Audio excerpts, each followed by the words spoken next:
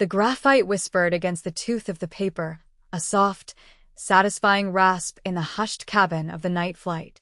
Nia's world had narrowed to the pool of light from her overhead lamp and the blueprint taking shape beneath her fingers. She was 19, but the lines she drew had the confidence of someone twice her age.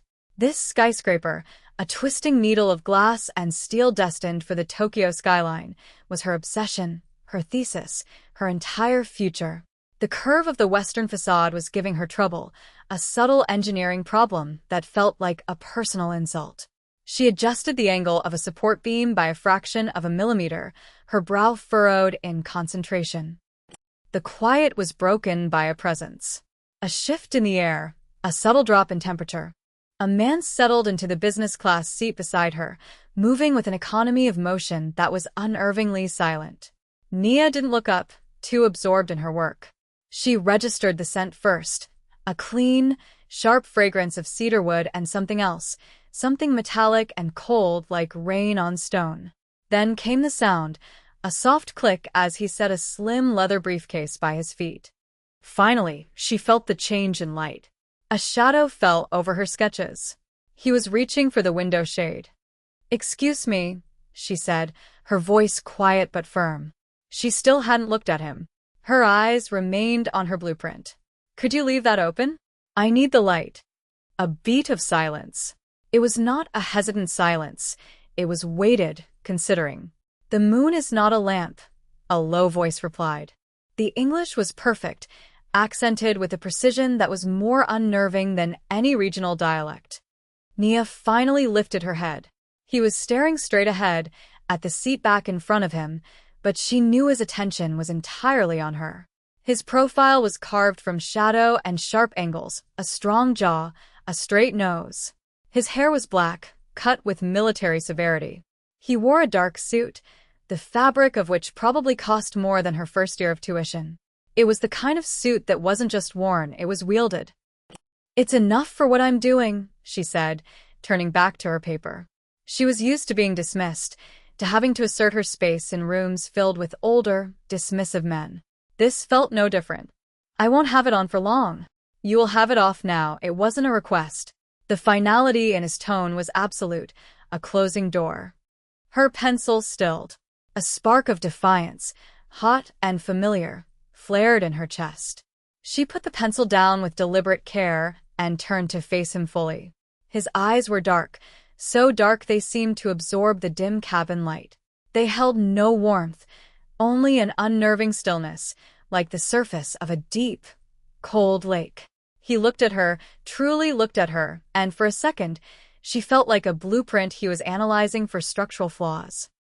"There's no airline rule that says one passenger's preference for darkness outweighs another's for light," she stated, keeping her voice level. "We can compromise." Halfway down. His lips, thin and severe, barely moved. "I do not compromise." Nia felt a surge of frustration. "Look, I have a presentation in 2 days. This is the only quiet time I'll have to finish my work. It's important. Your work is not my concern." He reached for the shade again. Her hand shot out, not touching him, but hovering over the window, a clear barrier. It was a foolish, impulsive gesture.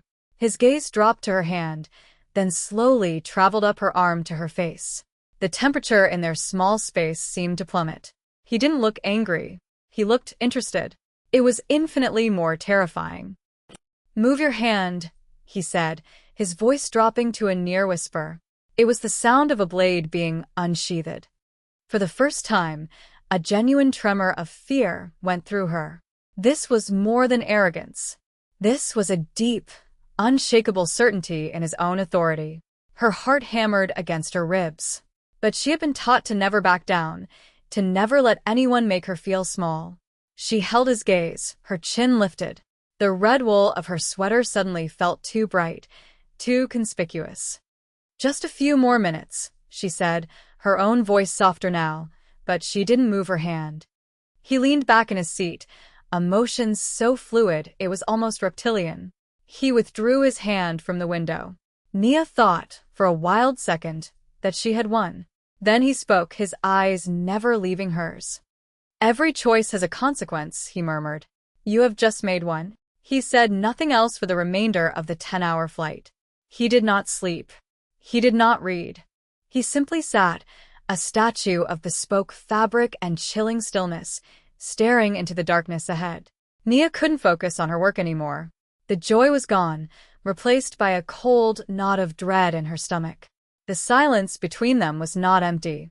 It was a living thing, buzzing with unspoken threat. She closed her sketchbook, the magnificent tower now seeming fragile and naive. She had argued with a stranger over a window shade, and somehow, it felt like she had signed a contract she hadn't read.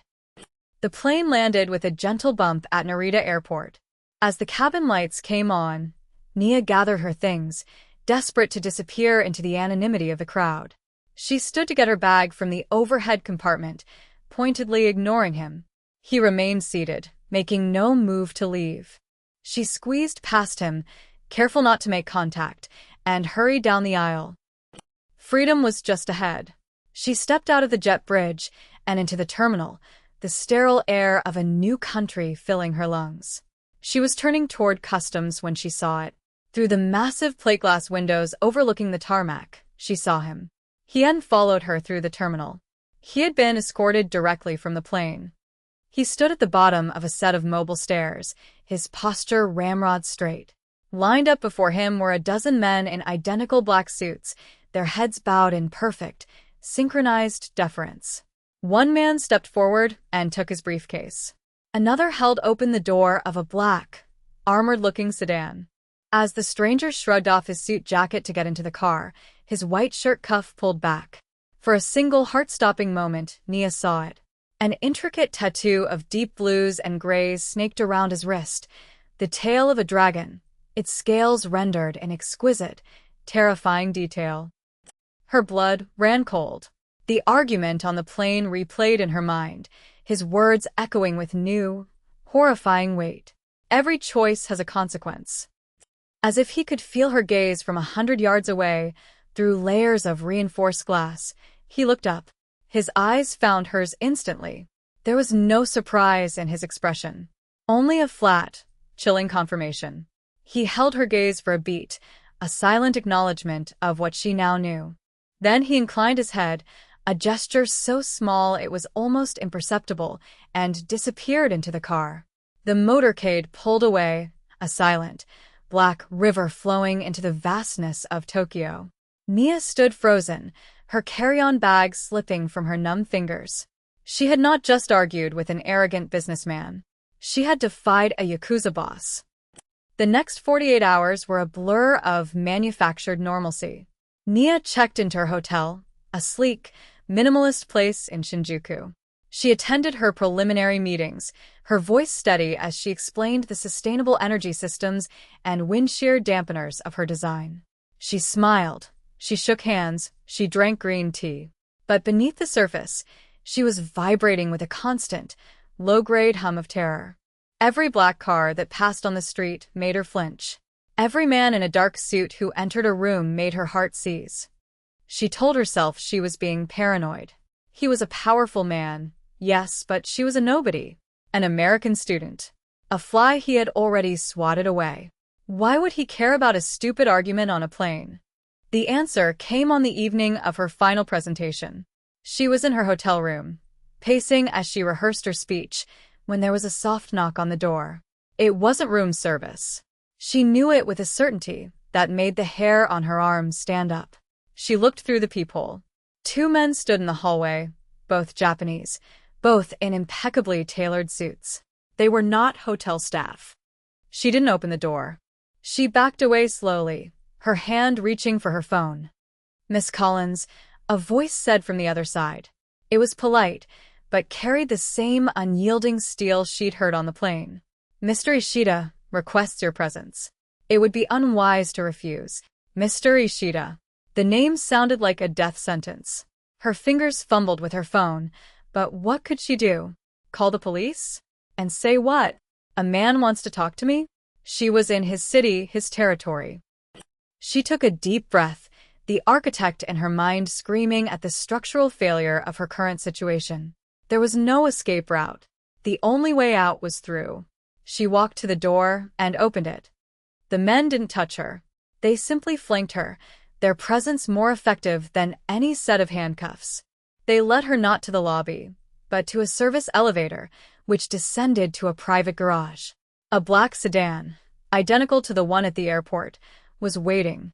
The ride was silent, the city lights of Tokyo a dizzying, beautiful smear outside the tinted windows.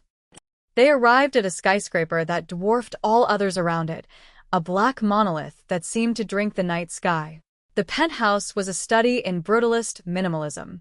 Concrete walls, vast expanses of glass, and furniture so sparse and elegant it looked like it belonged in a museum. And there he was, standing before a floor-to-ceiling window, his back to her. He was staring down at the sprawling metropolis, a king surveying his domain. "You are difficult to find," he said, without turning around. His name was Kaito Ishida, she now knew, head of the Ishidagumi, one of the most powerful Yakuza clans in Tokyo. "You don't seem like the kind of man who has trouble finding people," she replied, her voice shaking only slightly. "Competence under pressure. Act, don't react." He turned. He had changed from his suit into a simple black silk shirt and dark trousers. The formality was gone, replaced by something more primal, more dangerous.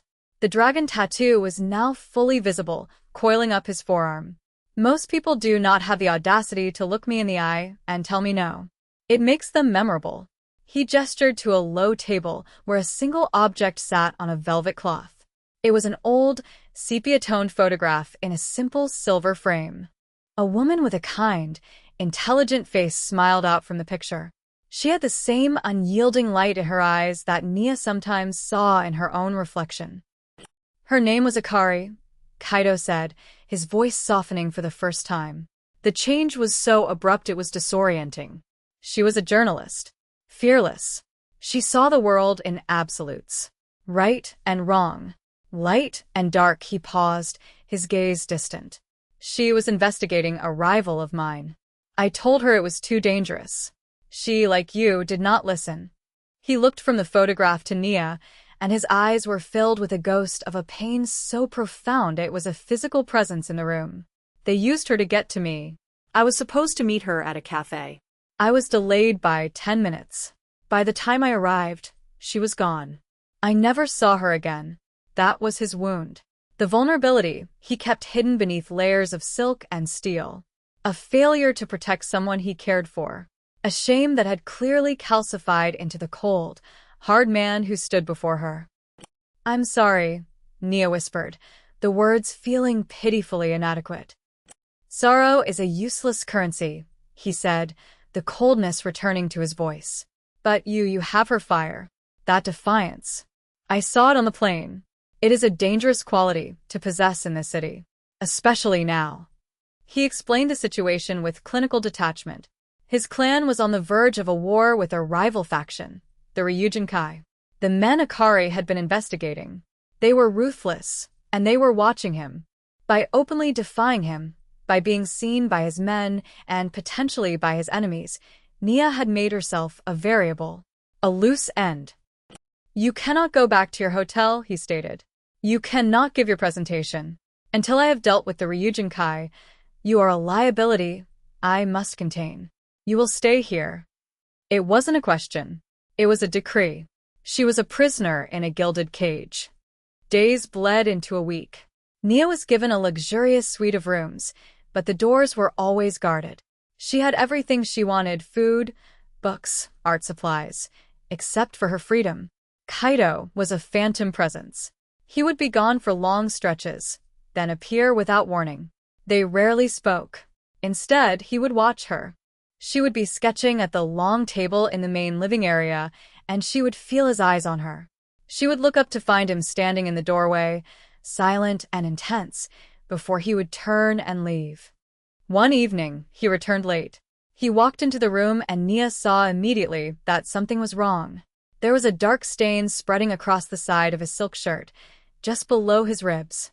He moved with a stiff, controlled gait, but she could see the pain tightening the corners of his eyes. "You're hurt," she said, standing up. "It is nothing," he bit out, heading for his private quarters. "Don't be an idiot," she snapped, her professional instincts overriding her fear. "That's not nothing. Let me see it." He stopped, turning to glare at her. For a moment, she thought he would refuse, or worse. But then he seemed to deflate, a wave of exhaustion washing over him. He nodded once, a sharp, jerky motion. She led him to the bathroom, the sterile white and chrome a stark contrast to the blood on his shirt. She had him sit on the edge of the tub. Her hands were surprisingly steady as she eased the ruined silk from his body. A deep, ugly gash ran along his side, hastily stitched but still oozing blood. "Who did this?" she asked, her voice low as she rummaged through the medicine cabinet for antiseptic and bandages. "A business disagreement," he said, his voice tight with pain. She worked in silence, cleaning the wound with a focus that blocked out everything else. This was like architecture, a problem of structure and integrity. The human body was just a different kind of building. He was unnervingly still under her touch, his muscles tense. She could feel the heat radiating from his skin. Her fingers brushed against the edge of the dragon tattoo, the ink a permanent shadow on his flesh. The proximity was dizzying. She could smell the cedar and stone of his cologne, now mingled with the metallic tang of blood. It was the scent of his world. When she was finished, her handiwork a neat white bandage against his skin, she looked up. He was watching her, his dark eyes unreadable. The silence stretched, thick with unspoken things. "You have steady hands," he said finally. "I'm an architect," she replied. "It's a requirement." He reached out, his fingers gently tracing the line of her jaw. His touch was unexpectedly soft, a stark contrast to the violence his body had just endured. It was a small, almost deniable gesture of tenderness, but it sent a jolt through her entire body. "You are more than that," he whispered. That was the moment she could have run. One of his guards, a man named Kenji, had been growing sympathetic. He sometimes left a door unlocked for a few moments longer than he should. He saw her not as a liability, but as a young woman trapped. An opportunity would present itself. But as Nia looked into Kaido's eyes, seeing the flicker of vulnerability he allowed no one else to witness, she knew she wouldn't take it. Something had shifted. This was no longer just about survival. The attack came 2 nights later. It was swift and brutal. An explosion rocked the floor below them, shattering the panoramic windows.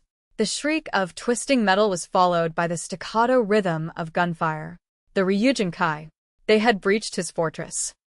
Kaido moved with a predator's grace. He grabbed Nia, pulling her down behind a solid marble counter as bullets peppered the walls.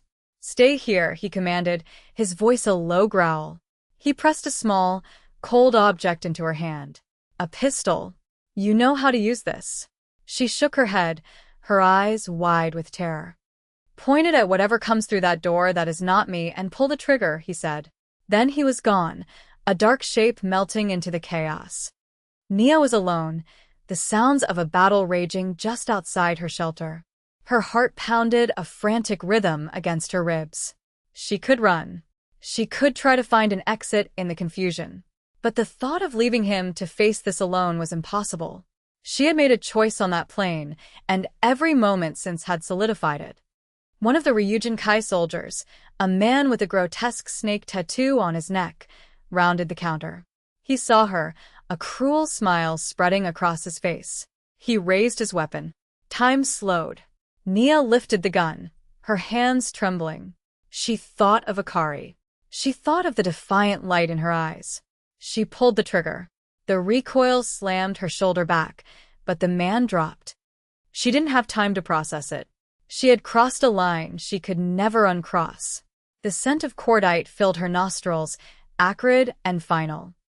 The fighting subsided. Kaido returned, his face grim, a fresh cut on his cheek. He saw the body on the floor, then looked at her, the gun still smoking in her hand. He said nothing, but his eyes held a new respect. They captured one of the attackers alive. He was tied to a chair in the center of the ruined living room, spitting defiance. Kaido's interrogation was cold and methodical, but the man wouldn't break. He sneered, taunting Kaido about Akari. Nia watched, a cold fury building inside her. She stepped forward. "You came up through the west stairwell," she said, her voice clear and calm. The man's eyes flickered toward her. "The one near the freight elevator. Your entry point was the 47th floor, maintenance access. You used a shaped charge on the subfloor struts, not the main supports. It was a diversion, not a structural attack." The man's sneer faltered. Kaido turned to look at her, his expression unreadable. "How do you know this?" he asked. "I'm an architect," she said simply. "I studied the blueprints of this building as a case study. Your entry was loud, but it was inefficient. It tells me you didn't have inside help with the security system. You had to brute force it, which means your intel is flawed. You don't know his real weakness." She looked directly at the captive. "And he's going to find out who gave you your bad information." The man's bravado shattered. The specific, technical details had unnerved him in a way violence never could. He started talking. Later, after his men had taken the traitor away, Kaido and Nia were alone amidst the wreckage. The Tokyo skyline, visible through the shattered windows, seemed indifferent. "I told myself staying here was about survival," she said, her voice barely a whisper. "I was lying to myself." He stepped closer, his presence a shield against the brokenness of the room. "You see the hidden structures in things," he said. "In buildings. In people. It is a dangerous gift." He gently took the gun from her hand, his fingers closing over hers for a moment. "It is also why you are no longer my prisoner. You are my advantage." The Ryujin Kai, humiliated, grew desperate. They stopped targeting Kaido. They started targeting her. Her name, her face, her history, it all became public in the underworld. She was Kaido Ishida's American weakness. The war had become personal. The final confrontation took place in a place of her own choosing. The Ryujin Kai boss, Tanaka, lured her out with a false promise of a flight home.